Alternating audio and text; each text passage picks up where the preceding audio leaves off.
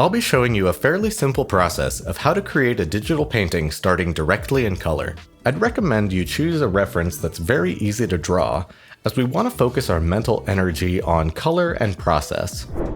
So I'm going to start this painting off with some compositional thumbnails. You can see my reference here has some nice colors, but it's not a great composition. I took the photo out the window of a moving car just because I liked the lighting and the clouds, so I think it'll make for a fun study, but we're going to have to do some adjustments if it's going to make for a nice painting too. So I'm just starting off here with some very rough block-ins. I'm not concerned with any detail, I'm just looking for a pleasing arrangement of shapes. A big thing that I want to play with here is simply the ratio of the ground to the sky. In my first sketch, they're basically 50-50, which doesn't make for a very pleasing composition. We always want to establish a sense of hierarchy in our paintings, where one element is the focal point, and other elements are secondary supporting actors. So you can see in these bottom two sketches that I've taken my first sketch and simply adjusted the ratio of sky to ground. In the left sketch, there's more sky than there is ground, where in the right sketch, there's more ground than there is sky. In this case, I think I want the focus to be more on the ground than the sky. There's more interesting shapes there with the house, the trees, the perspective lines of the road, and the electrical pole. Once I decide this is the direction I want to go in, I start refining this sketch a little bit further.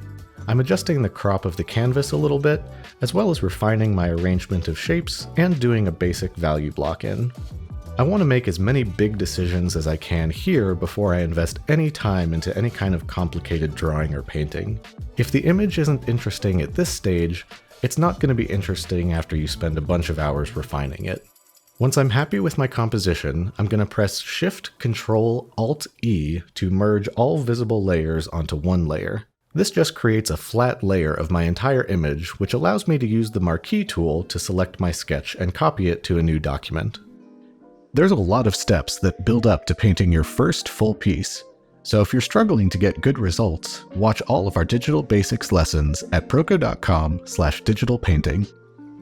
I'm going to increase the resolution to 300, set the width to 5000 pixels, as well as crop the image with canvas size to set the height to exactly 3000 pixels, just because I'm a little bit obsessive.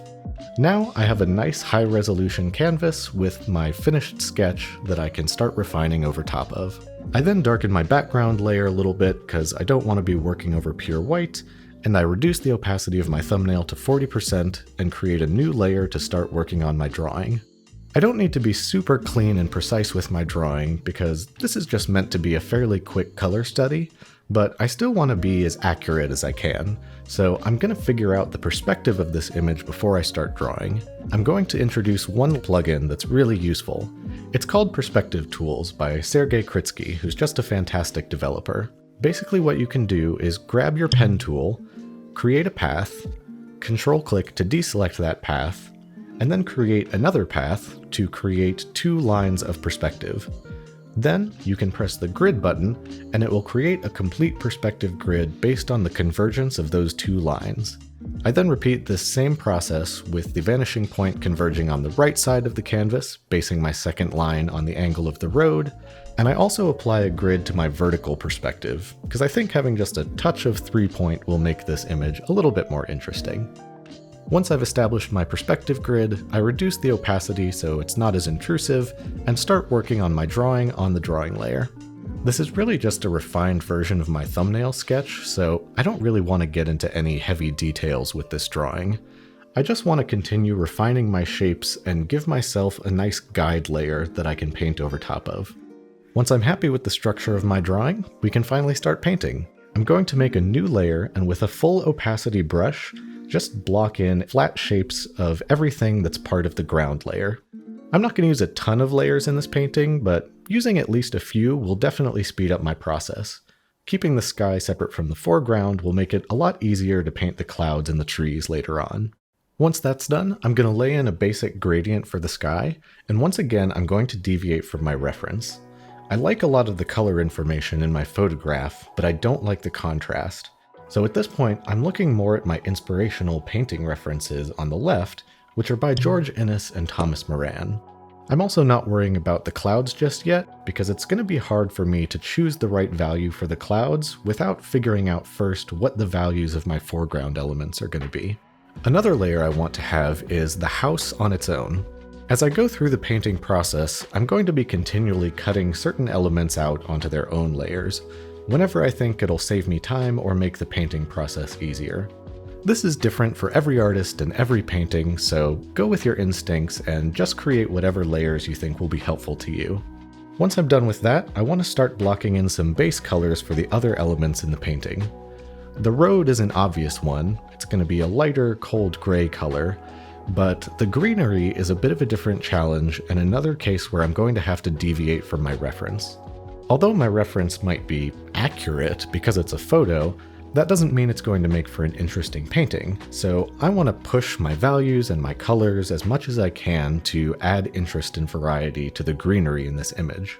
One of the main tools that I'm going to use for this is temperature, a mixture of colder greens and warmer greens offset against each other, both to create variety and interest, but also to help separate different planes of space.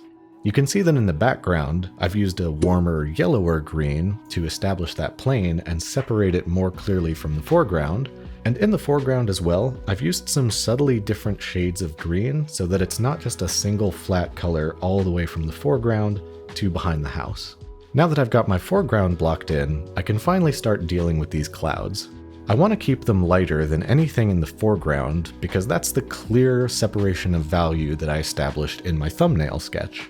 Additionally, with the clouds, I'm really not paying that much attention to the reference. Clouds are a really powerful and versatile compositional tool because they can come in virtually any shape, so I'm not trying to copy any of the shapes from the reference. I'm trying to make nice shapes that interact with all of the other shapes that I've established in my foreground. Once I'm happy with the shapes of my clouds and how they're working in the composition, I can start to add a little bit of form to them. Remember that clouds are three-dimensional forms just as much as anything else is, so they'll respond to the light in your scene just like everything else. In my case, the warm sun is below the horizon, and the cold sky is above the clouds in the atmosphere, so I'm darkening the tops of the clouds with a colder gray, and lightening the bottom of the clouds with a warmer gray.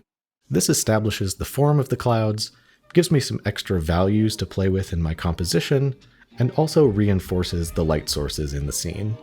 Now, one thing that I've lost after painting these clouds is kind of the whole point of the piece, which is the bright orange glow from the sun that's beneath the horizon. I kind of knew from the get-go that eventually I would be adding that glow with a blending mode, so I didn't really mind painting over it with the clouds layer. So to add this glow effect back in, I'm going to create a new layer set to linear dodge, set my brush to linear dodge, and grab some nice saturated reds and yellows and play around with the glow until it's working well in the composition.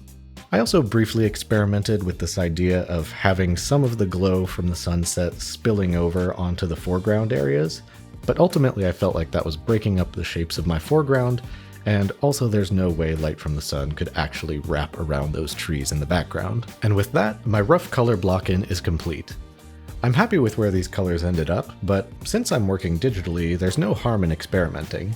So I'm going to use some adjustment layers to see if I can push and pull my colors in some interesting directions, or just harmonize them to feel more cohesive. With a mixture of level balance, overlay, and colored lookup, I reduced the overall contrast in the painting while also adding a bit of a warmer cast to it. Once I'm happy with my adjustments, I copy and merge them onto my individual painting layers so that those color changes are baked directly into the pixels. That way, I can eyedrop these colors directly and not have to worry about them interacting with the adjustment layers over top. And now we can finally get into the final painting. We've basically done all of the hard work at this point, so it's really just refining and adding details. I'm going to start with this foreground tree, using some texture brushes to break up the silhouette, and then start painting the forms. I'm following a similar color theory as I did with the clouds, where I'm using warmer greens in the shadows and colder greens in the lights. This is one of the simplest and easiest ways that you can get really rich and interesting colors in your paintings. It doesn't have to be much. Even a 10% hue shift can go quite a long way, and it adds so much interest and allows you to really clarify your light source and what's going on in the scene.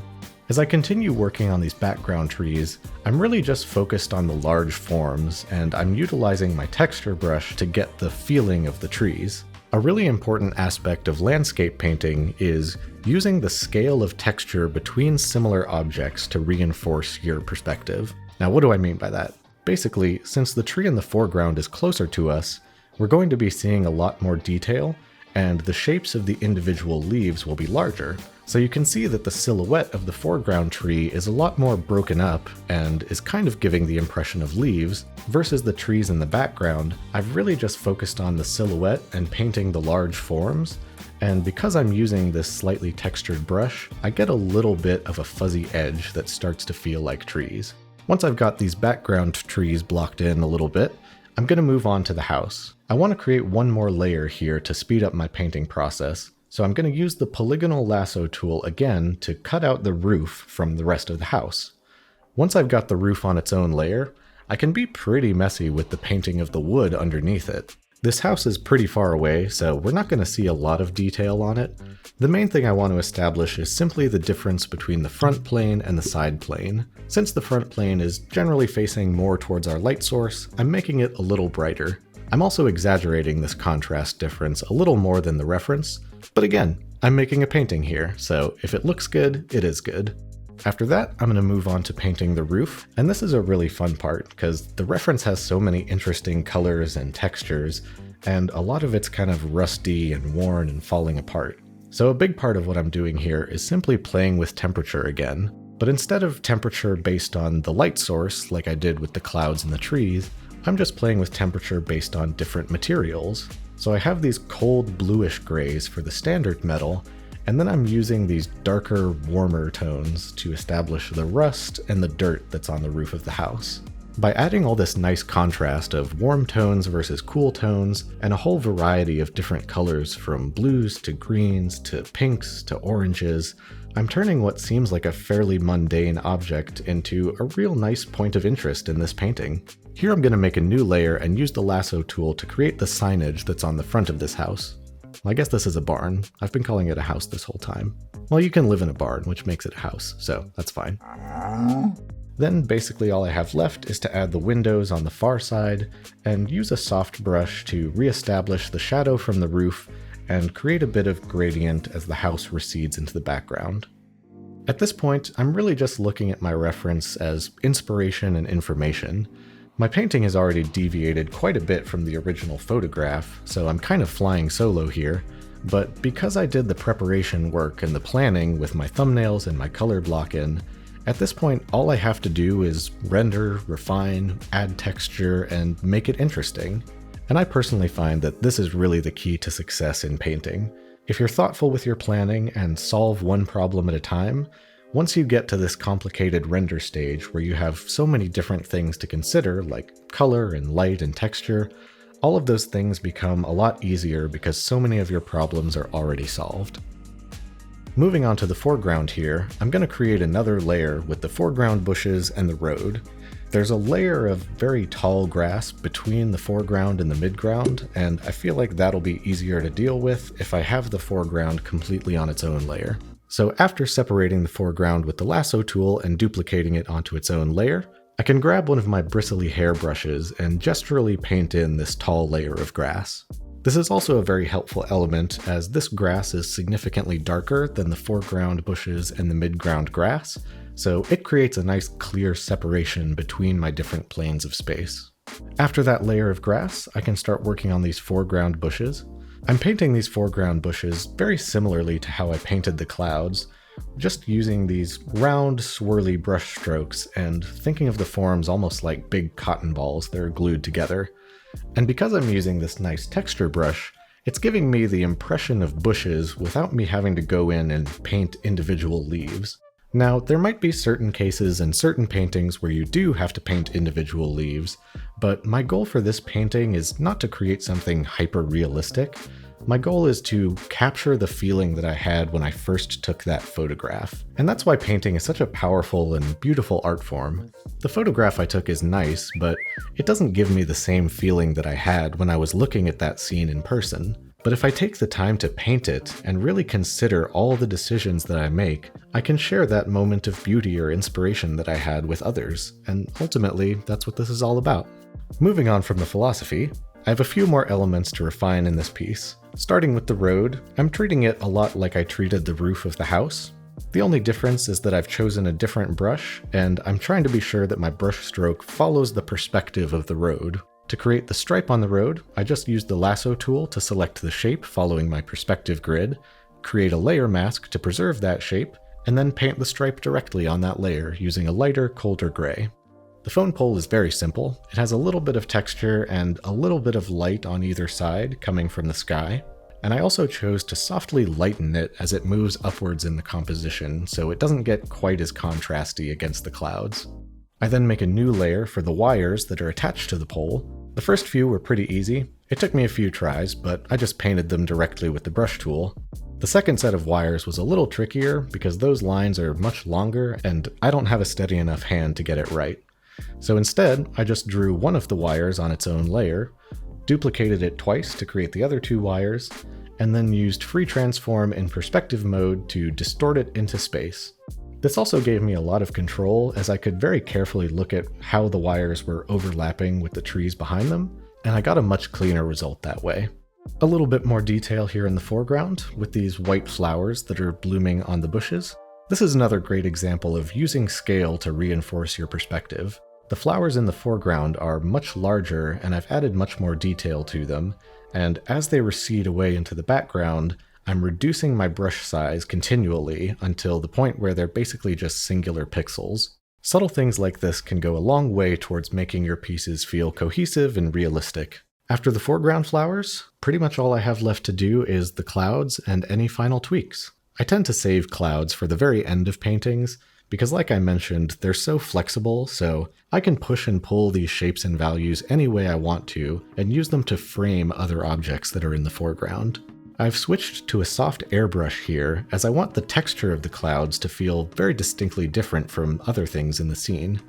Pretty much everything in the foreground is painted with some kind of texture brush, so by using a soft brush with no texture on the clouds, not only am I further separating those planes of space, I'm also adding variety of texture and making the material of the clouds feel distinctly different from other elements in the painting.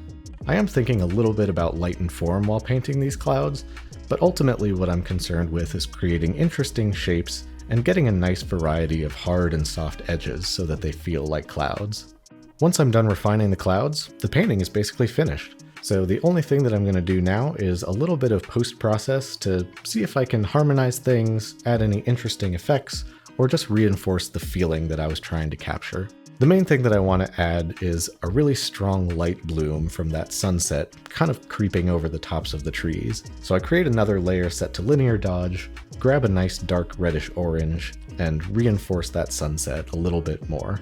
I'm also going to harmonize my colors a little bit with a gradient map set to soft light and reduced to 20% opacity, and create a multiply layer to add a little bit of vignette to the outer edges of the painting.